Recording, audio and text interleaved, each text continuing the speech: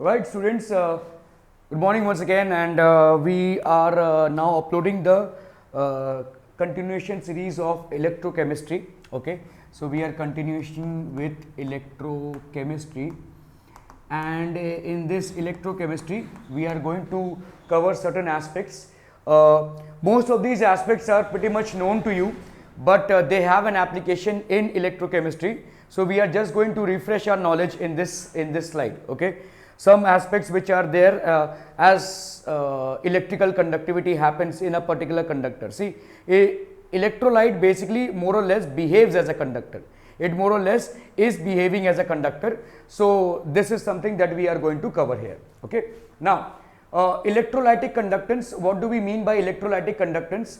See, when an electrode is basically dipped in an electrolyte and voltage is passed through it, so it starts conducting electricity.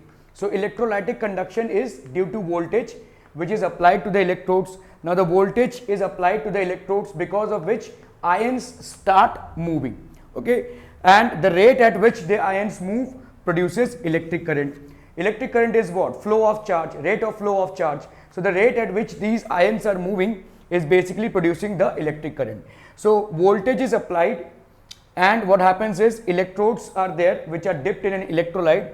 When the voltage is applied in an electrolytic solution, the ions start moving, and when the ions start moving, electric current starts flowing through the conductor. Okay, so we are now going to cover the certain aspects of it. So the power of electrolytes, basically the power of electrolytes to conduct electric current is called conductance or conductivity.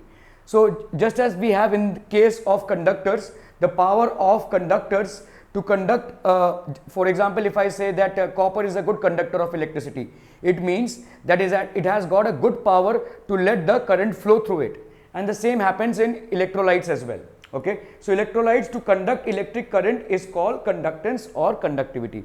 So the power of the electrolytes to conduct electric current, through them is called conductance or conductivity. So we will just quickly brush up our knowledge in terms of some aspects of electricity, since we are talking about electricity here, which is due to flow of ions. So we need to be aware of these certain things that we have. So we all know what is Ohm's law, right? Ohm's law, basically the short form of it is IR, right? So if I write this will be V by R. Okay, so if I were to state the Ohm's law in a statement, what will it be? At a given temperature, the amount of current flowing at a given temperature, the amount of current flowing through a conductor is directly proportional to the voltage applied, and inversely proportional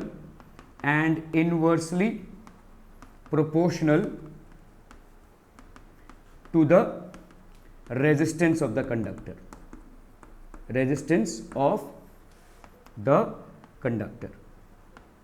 Okay, so higher the resistance, lesser will be the current that will be flowing through, and higher the voltage, higher will be the current that is flowing through. So again, this is not something very new or fresh, but we just need to reiterate. Now what is resistance? What is basically resistance? So resistance is basically a property of a particular conductor. Okay, how it behaves when voltage is applied to it, whether it supports the current flowing through it, or whether it is resistance is nothing but friction towards electricity. Okay, electrical friction is resistance. Just as we have a normal whenever a body moves, so it encounters a friction. Whenever surfaces move over each other, they encounter a friction.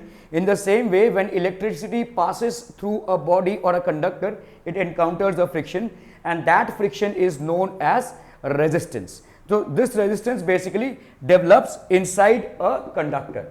Okay, so if we were to talk about resistance, what is resistance? So resistance is LA. Okay, so resistance is what? Resistance is basically the friction offered to the passage of electricity through a conductor. So if we were to talk about resistance, this is this row thing is resistivity. This is resistivity. This is basically what? Length of the conductor, and this is the area of the conductor. We are all aware of these terms more or less. Okay, we have studied these things. So resistance, if you see to it, what will, so if I take a wire which has got a length, a unit length, let's say unit length of wire, and let's say its cross section is unit area. Okay, so the resistance will be equal to what? Resistivity, because this will be 1 and this will be 1 as well. Okay, so resistance or rather resistivity is equal to the resistance offered by a conductor to electricity. Resistance is equal to the resistivity is basically equal to the resistance offered by a conductor to electricity passing through it, when it has a unit length and is of an unit cross sectional area.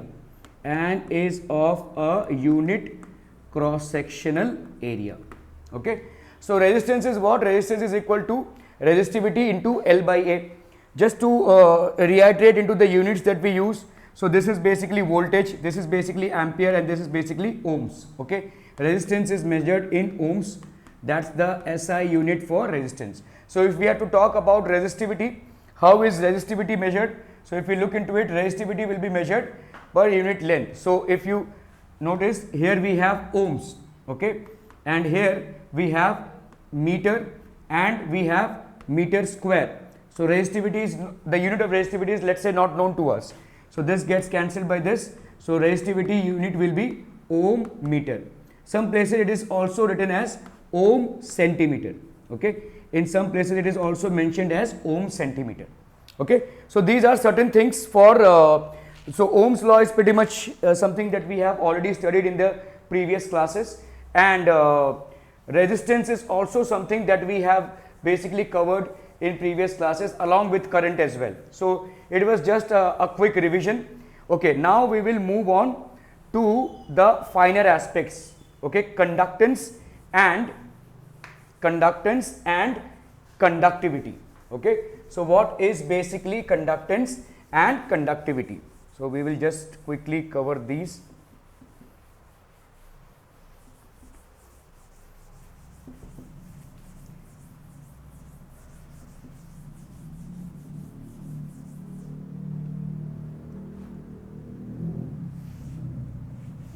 Just to increase the sharpness of vision, I have to ensure that the blackboard is black and it goes blacker as well. Okay.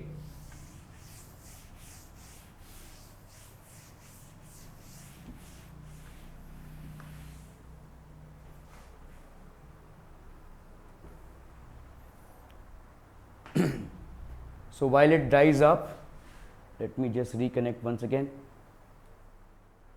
Okay, so we are going to cover more on electrochemistry now, and this is just the numerical part of it. As I said, most of it has been covered in the previous classes, but we need to have an idea about it.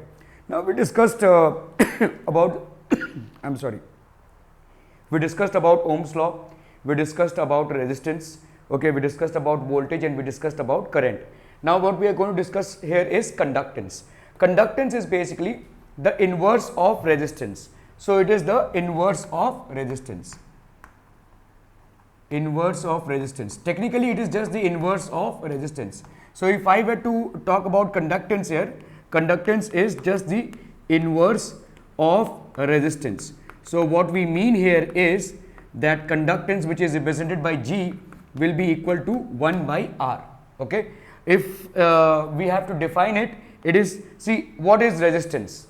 Resistance is basically, it is the friction that is provided to passage of electricity through a conductor. So what is conductance? It is the inverse of resistance.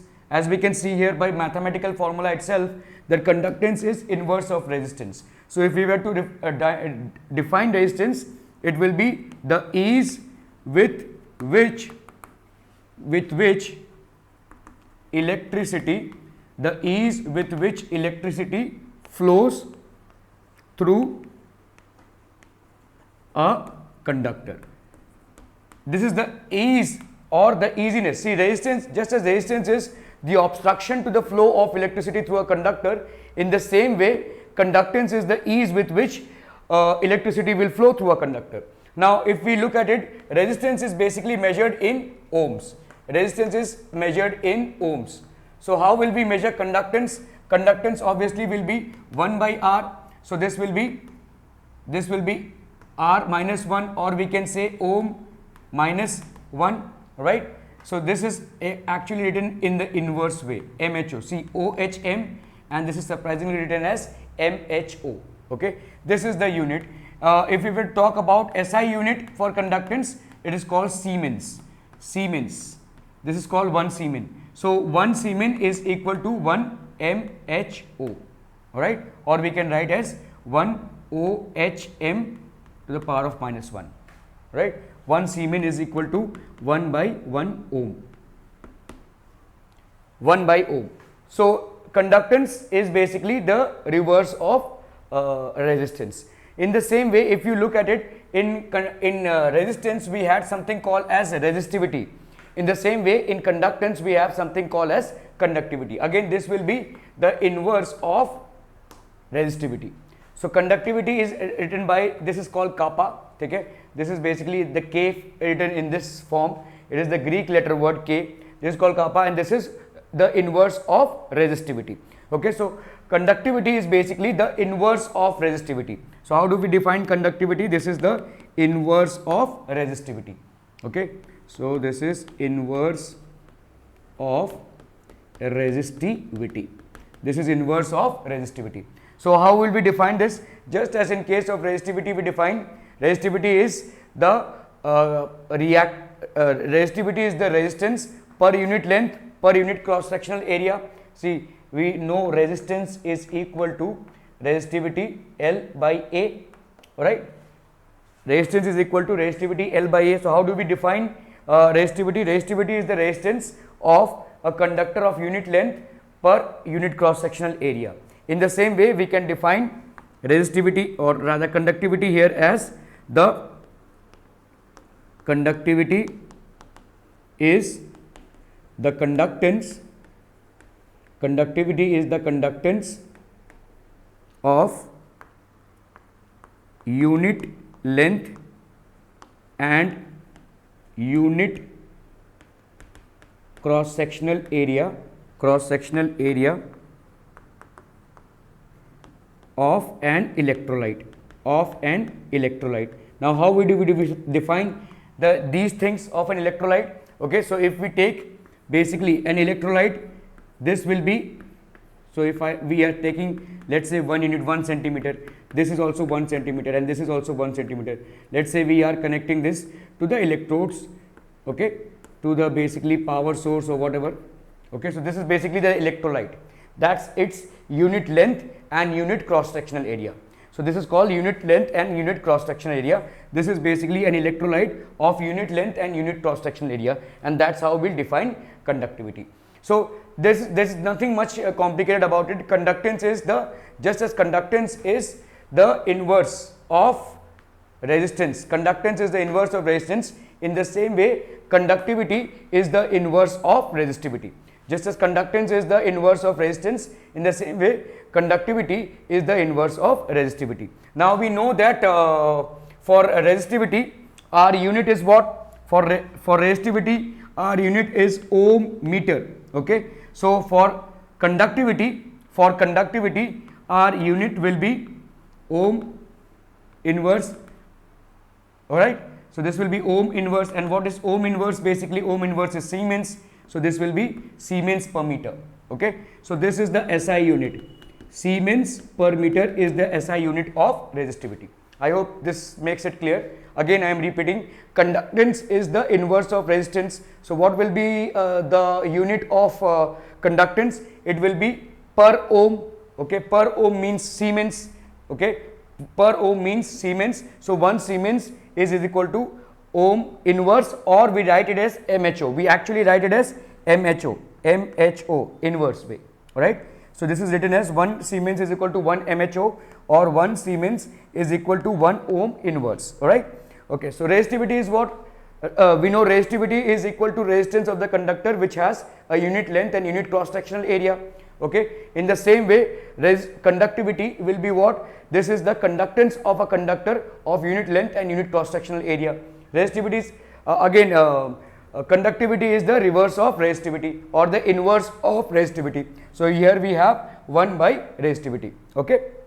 So if we look into it, this will be K is equal to 1 by resistivity, inverse of resistivity. Conductivity is the conductance of unit length and unit cross sectional area. So if we look into the conductivity part, conductivity will be per ohm per meter, because we know resistivity is ohm meter. Resistivity has a unit of ohm meter. So obviously conductivity will have per ohm per meter, and we know per ohm is Siemens. Per ohm is already known to us as Siemens. So this will be Siemens per meter. Okay. So just to have an idea of what we are talking about in terms of when we talk about conductors. Okay. Let's say the conductivity, again Siemens per meter, as I have clearly specified how we are getting this unit. So this is Siemens per meter. For sodium, we have 2.1 into 10 to the power of 3 as the conductivity. For copper, we have 5.9 into 10 to the power of 3 as the conductivity. For graphite, we have 12 as the conductivity. For insulators, let's say for glass, look at the conductivity, how less it is, 10 to the power of minus 16. Okay. So Teflon, again 10 to the power of minus 18. So these are insulators, pure insulators, which are not going to conduct any kind of electricity. Semiconductors, which are between conductors and insulators. So let's look at silicon. Silicon has 1.5 into 10 to the power of minus 2. If you look at germanium, it is approximately 2. Okay. Again, if we look at the electrolytes, which behave as electrolytes. Okay. If we are talking about pure water, look at its conductivity. It is 3.5 into 10 to the power of minus 5 Siemens per meter. 0.01 molar solution of KCl, it will have 0.14 Siemens per meter as its conductivity. 0.1 molar solution of NaCl, 0.2 as its conductivity. Again HCl, look at HCl, it has got a very high conductivity, 3.91. Alright. So these are certain things that we have, and these were certain terminologies that we use. Okay, in the next slide I am going to cover some numericals. Okay, so stay tuned and you can take a snapshot of the same. I know it looks confused, but then I am sure it will help you in some way or the other. Okay, so just a quick reiteration. What we are going to continue with now. We have seen conductance, we have seen conductivity, we have seen resistance, we have seen current, resistivity, etc. Now we are talking about molar conductivity or molar conductance. So this is something that obviously will be connected to the molar concentration, as we saw that when we change the molar concentration of a solution, okay, the conductivity will also change. In the previous example, we had seen how the molar concentration of KCl was there, NaCl was there, and accordingly the conductivity was there. So molar conductivity is basically connected to the molar concentration of a solute, or basically the electrolyte. So it's defined as the conducting power of the ions produced by dissolving 1 mole of an electrolyte in solution. If you are dissolving 1 mole of an electrolyte in a solution, what is the conducting power? It is defined as the conducting power of ions produced by dissolving 1 mole of an electrolyte in solution, and that's basically lambda. How do we express it? Basically, lambda is equal to kappa, that is specific conductance upon molar conductance. So this is specific conductance upon molar conductance. So if C is the unit of molarity, if C is the unit of molarity, that is moles per liter, we can say that this will be equal to kappa into 1000 by C, where C is the molarity. If C is basically the unit of molar concentration. Molar concentration, basically molar concentration means what? Molar concentration is moles per anything, whatever you are expressing it in. So when we are expressing it in molarity, this will be moles per liter. So hence we can say K into 1000 by C, and this will be m dot. Okay, so this is called the molar conductivity or the molar conductance of an electrolyte. Okay, you can take a snapshot of the same.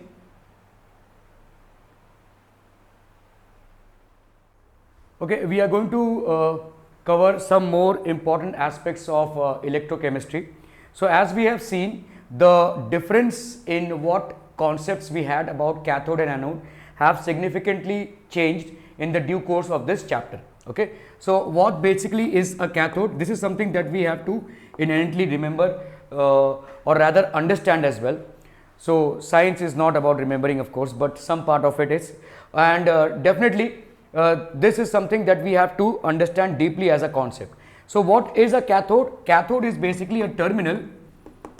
Cathode is a terminal where reduction takes place. Where reduction takes place. Okay. So cathode is basically a terminal wherein the reduction reaction takes place. In an electrochemical cell, wherever the cathode is, this is basically a terminal, or we can also call it as a site where the reduction takes place. In a similar way, what would be the anode? Anode is basically the terminal or the site where oxidation takes place. Okay, and what do we actually mean by oxidation and reduction? Very simple. In oxidation and reduction, we have actually covered what is basically oxidation and what is reduction, but some very simple terms is, generally we consider cathode to be a negative terminal, but a better way to consider from here on would be that we consider it to be a terminal where reduction takes place. Now what is basically reduction? Reduction is nothing but gain of electrons. So gain of electrons happens here. Okay, and oxidation is where what? Oxidation is basically a terminal which is or rather anode is a terminal which is considered as a positive terminal, and what happens here is, here the loss of electrons takes place. Okay, so loss of electrons takes place. Okay, now we have to understand this whenever we are trying to define anything in terms of electricity, whether it is general electricity, whether it is electrochemistry, it will be always and always due to movement of electrons. We never define it in terms of movement of protons. We always consider either to be a loss of electrons, which is responsible for acquiring positive charge by an element, and gain of electrons, which is basically responsible for acquiring negative charge by an element. So accordingly we have oxidation and reduction. Okay, so now oxidation basically is loss of electrons. So if we just consider a simple electrochemical cell, what would it look like? So let's say we have this connected to a negative terminal, okay, and this to a positive terminal, and here we have a vessel wherein the electrolyte is. Okay, now the electrolyte is basically made up of a cation and an anion. Okay, now consider this. See, this is basically the negative terminal of the battery, and because of which what will happen? This will be in excess of negative charge. Okay, this is the positive terminal of the battery, because of which what will happen? This is not going to push the positive charge out here, but the electrons from this electrode will go towards this terminal, because of which it will be at a loss of electrons, and whenever we lose electrons, the metal will acquire a positive charge. So obviously this electrode is acquiring a positive charge and this electrode is acquiring a negative charge. So positive and negative is what is being acquired. So obviously what happens is this solution of electrolyte gets dissociated into cations which are positively charged and anions which are negatively charged. Since cation is a positively charged thing, it will move towards the cathode. So this becomes the cathode basically. So what will it do by going towards the cathode? It will gain electrons and it will become a neutral atom. For example, if we have sodium, okay, sodium will do what? It will gain electron and it will become neutral sodium. That's what it will become. I'm just giving an example here. Okay. Now what will happen to the anion here? Anion is negatively charged. So obviously what will happen? This is the anode. This is the anode. Anion is negatively charged. So what will happen? Anion will basically lose electron and it will become neutral. So anion will move towards the positive electrode. And what is it going to do? Because it is going to facilitate the movement of electrons. What is happening here? From this body, electrons are moving. Anion is going to supply more electrons so that they can move towards the positive electrode. Okay? So this is how the reaction will look like. So whatever happens in a, so if you look deeply into this, cathode is a site where electrons are gained and hence reduction of sodium has happened. Sodium ion has happened. Okay? And basically if we have chlorine, chlorine will do what? Chlorine will lose an electron. Chlorine will lose an electron to become chlorine. Now obviously chlorine does not exist as a single molecule, so we can say half Cl2. Okay, so this is how chlorine will look like, but it will become a neutral molecule. So cation, cathode is a place where reduction happens, where electrons are gained, and subsequently anode is a place where electrons are lost. Okay, so process of losing electrons, as we have seen earlier, is called oxidation, and the process of gaining electrons, as we have seen earlier, is called reduction. So cathode is the reduction side and anode is the oxidation side. I hope we all are clear on this one so that we can proceed on the other aspects. Now when we talk about electrochemical series or rather electrochemistry, it has different aspects to it. Okay, one is called the qualitative aspect and one is called the quantitative aspect. Okay, so qualitative aspect, there is something called as qualitative aspect to this and there is something called as quantitative aspect to this. Quantitative aspect and qualitative aspects are different aspects. Okay, so qualitative aspect and quantitative aspects are two different aspects of electrochemistry. Qualitative aspect is when we decide which one is getting ionized. Okay, which element or rather which element is getting oxidized, which element is getting oxidized. Oh, I hope it is visible here. Okay, which element is getting oxidized and which element is getting reduced, which element is getting reduced. So which element is getting oxidized and which element is getting reduced, that is what happens here. So this is called the qualitative aspect and this is called the qualitative aspect. How do we decide which element will get reduced and which will get oxidized? The proper study of this is coming under qualitative aspect. Okay, now the first thing that we will consider in a qualitative aspect is what kind of electrolyte we are using. So factors impacting the qualitative aspect of electrolysis. Factors impacting the qualitative aspect. What could be the factors? Okay, now the first factor obviously would be the electrolyte. So what is the electrolyte that we have chosen? Okay, now we know that electrolytes are what? Electrolytes are basically liquids. Okay, now this is very important. Not all liquids are electrolyte. However, electrolyte has to be a liquid. Okay, not all liquids are electrolytes, but an electrolyte always has to be a liquid. Why? Because if you consider movement, what is electrolyte? Basically something that supports electricity. Now if I consider a solid and if I say that electricity passes through it, so what is the factor? This is basically due to electrons.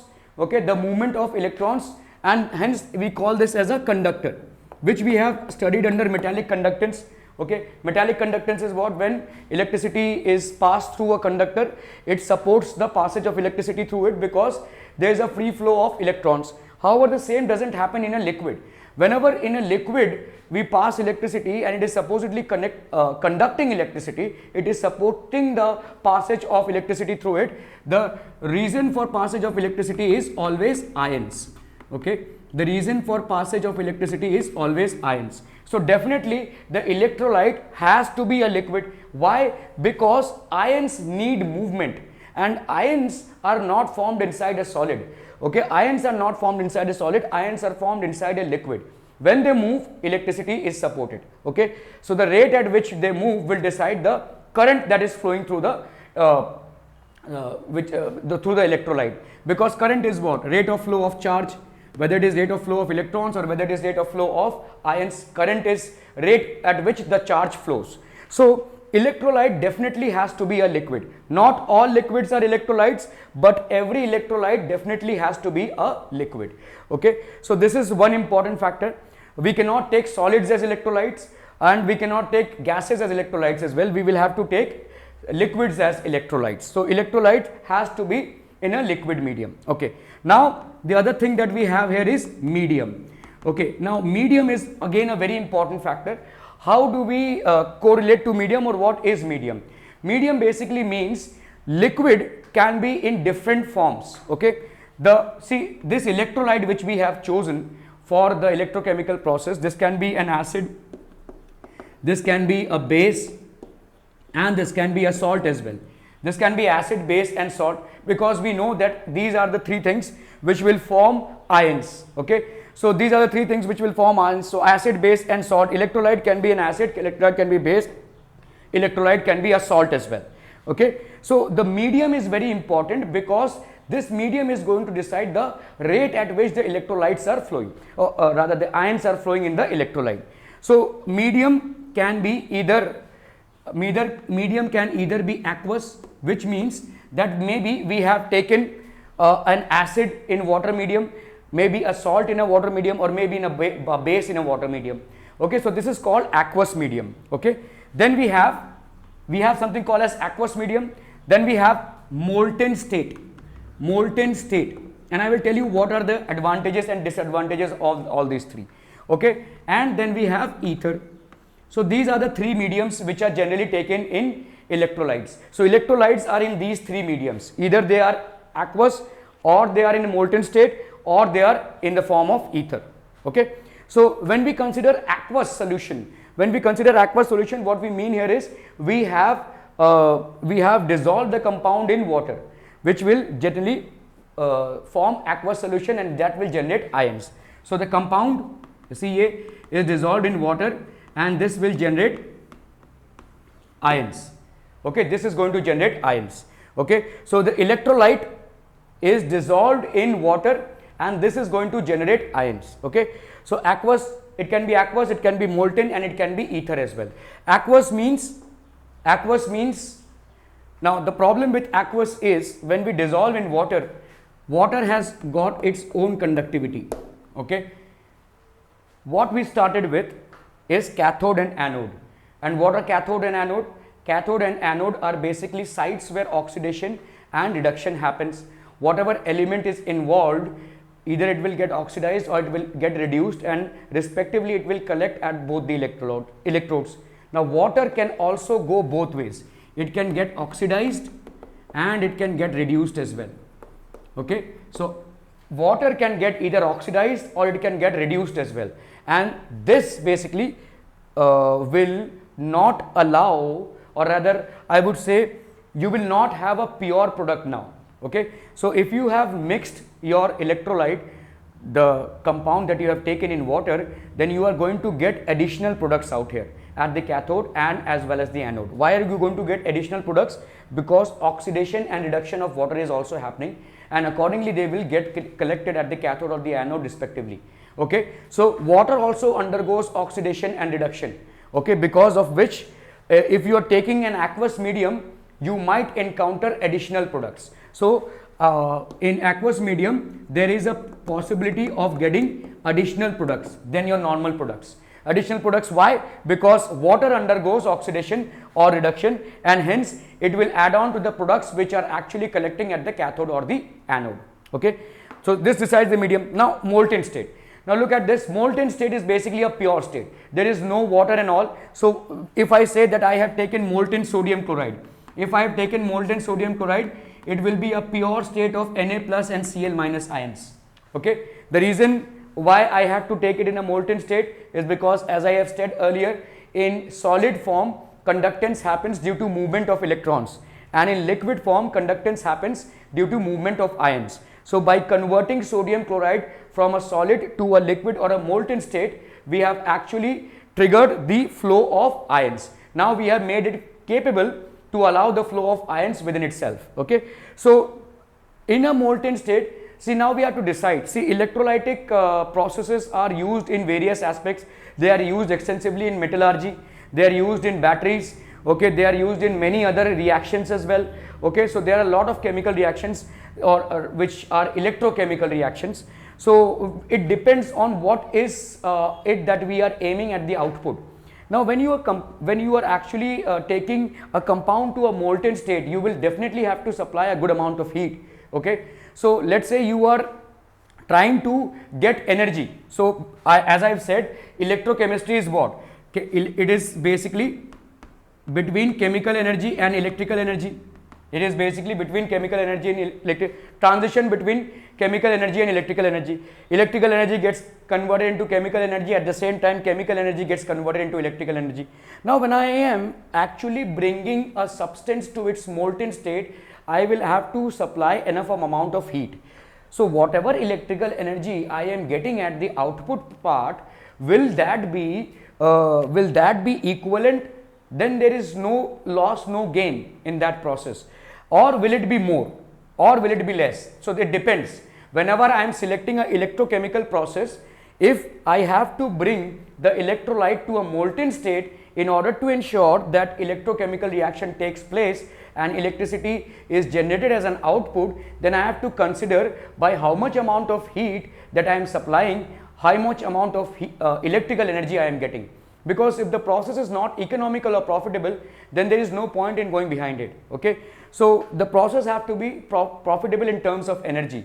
If I am supplying heat energy and I am getting electrical energy, which is just a part of the amount of energy that I have supplied, then it makes no sense to carry out the electrochemical reaction. So molten state, definitely it allows a better flow of free ions, and the advantage over aqueous medium is that we are not at a risk of getting additional products. Okay, definitely it is better than aqueous medium, but then again molten state has its own requirement of energy of getting converted into a melting points of these ionic solids are generally high.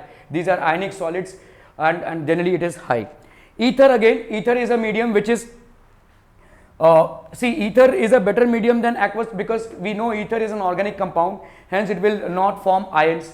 However, so it will not obstruct or it will not form an additional product as it happens in the case of water. So ether is a better solvent, but the problem is that most of the ionic compounds might not get dissolved in ether because it is an organic compound.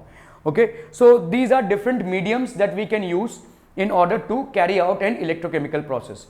You can take a snapshot. I know it is very confusing, but I am sure if you have paid attention in the class, then you will be able to comprehend to the things that we have correlated here. So you can take a snapshot of the same.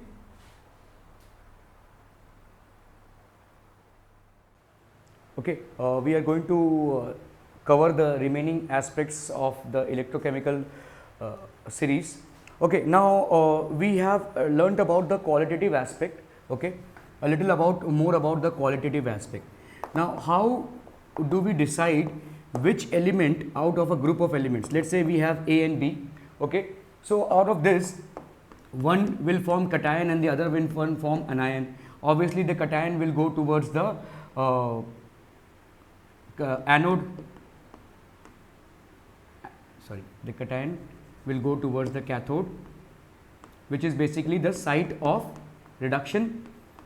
Okay, the site of reduction, and the anion, this is the cation and this is the anion, and the anion will go towards anode, which is basically the site of oxidation. Cathode will go towards the site of reduction, and cation will go towards the site of cathode, which is the site of reduction, and anion will go towards the site of. Now, how do we decide, or what is the deciding factor for the movement of these anions to their respective electrodes? Okay, so this is something that we are going to study in electrochemical series. Okay, so electrochemical series basically will consider a lot of aspects. Okay, so the first aspect that we will consider here, or before I start off with the electrochemical series, I would like to just tell you how we represent an electrolytic cell. See, representation is basically what? Representation is basically representing a particular chemical reaction. For example, we have a word equation form of representing a chemical reaction, and on a shorter version we have a basically the equation is represented, right? We know how the equation works. It is a shorter version, and we get to know by just looking at it what are the compounds involved and what are the elements involved in the entire reaction. So just as in representation purposes, we use the equation in place of word equation, which is a lengthier version. Okay, we use a chemical equation, a balanced equation in place of the word equation, which is a lengthier version. So in case of a electrochemical cell also, we are using a representation. Okay, now how do we represent? Just pay attention here. So this is basically represented like this. Okay, we have three columns out here. The one which is at the right is basically representing the anode. The one which is at the extreme left is representing the cathode. Okay, this is basically the column of the medium. Okay, so let's say we have a molten state of a compound, which is basically Ca, made up of a cation and an anion. Okay, and let's say we have electrodes here. So let's say we have platinum here, and here also we are using platinum electrodes. Okay, so if we are just forming a general equation here. Okay, so let's say we have the anode here and we have the cathode here. What we will represent is what will get collected at the anode, the cations. What will get connected at the at the cathode, the cations will get connected, and at the anode the anions will get connected. This is basically a representation. Okay, this is how we will represent it, a single line, and this will represent. For example, if we have, let's say, the electrolytic reduction of sodium chloride. So how will we represent this? This is molten sodium chloride, NaCl, and let's say we are using platinum electrodes. So obviously platinum, and what will get collected here? Obviously, so this is the this is the anode, so chlorine will get collected here. Okay, and similarly we can refer platinum electrodes, which are inert electrodes basically, and here what will get collected? Obviously the cation, and that is the sodium. Okay, so just as we have the cation getting collected here and the anion getting collected here at the anode and at the cathode, so we are representing. So by just looking at this, we know what is happening in an electrochemical cell. So this is basically an electrochemical cell which is using molten sodium chloride. Medium means the electrolytic medium. Okay, so molten sodium chloride is being used as an electrolyte, and the chlorine part, which is the anion part, is getting collected at the anode, which is, see, anode will always be at the left hand side. Anode will always be at the left hand side, and cathode will always be represented at the right hand side, and in the middle we have the medium. So here it is getting collected cathode, and this is the sodium. Okay, so this is how we will represent the entire equation. Okay, so this is a shorter version of how things are represented. Okay, so this is the qualitative aspect of it. Other things that we need to understand here is how do we decide what part of a compound or which of the ions are actually going towards the cathode and which are going towards the anode. See, positive and negative are basically very basic things. Okay, what we need to consider here is standard reduction potential. Okay, standard reduction potential, a very important part here. Standard reduction potential is also known as SRP, standard reduction potential, which is also known as the SRP. Okay, now standard reduction potential, which means that let's say if we have two elements A and B, okay, the one which has a higher SRP, which means that it has a higher tendency to get reduced. Okay, if it has, see, SRP is basically a marking. Okay, now I will tell you, it is basically a figure that is assigned. Just as we have reactivity series. Okay, in reactivity series, how do we compare elements? We compare elements with respect to hydrogen. So obviously there are certain elements which are above hydrogen, which are regarded as more reactive elements, and there are certain elements which are below hydrogen, which are regarded as lesser reactive elements. So that's how we basically take the reactivity series. In the same way, we have something called as the electrochemical series. We have something called as the electrochemical series, in which we basically consider the standard reduction potential. I will tell you which is the compound or which is the element that we are going to take here as the base. Okay, but before we do that, we need to understand what is the standard reduction potential. It is basically the tendency to get reduced. Okay, so out of the two elements A and B, if A has a higher reduction potential, standard reduction potential of A, if that is higher, so it will obviously move towards the reduction site. It will obviously move towards the reduction site. And what is the reduction site? This is the cathode.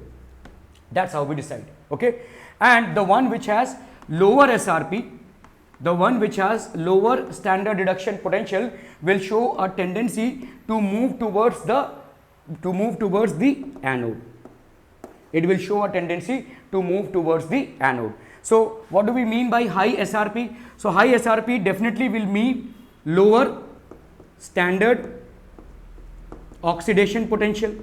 So lower standard oxidation potential. So the one which has higher SRP will automatically have lower standard oxidation potential. I can say SOP here.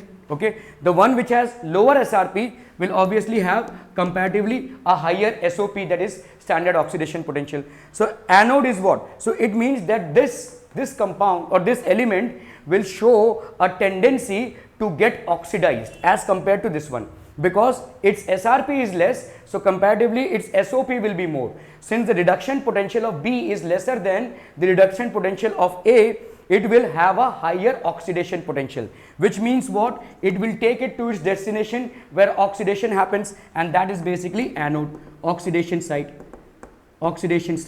I hope this concept is clear. Okay, so we do not talk about positive or negative as we used to in terms of cathode and anode. Cathode is the negative electrode, anode is the positive electrode. No, we are no longer going to talk about them like this.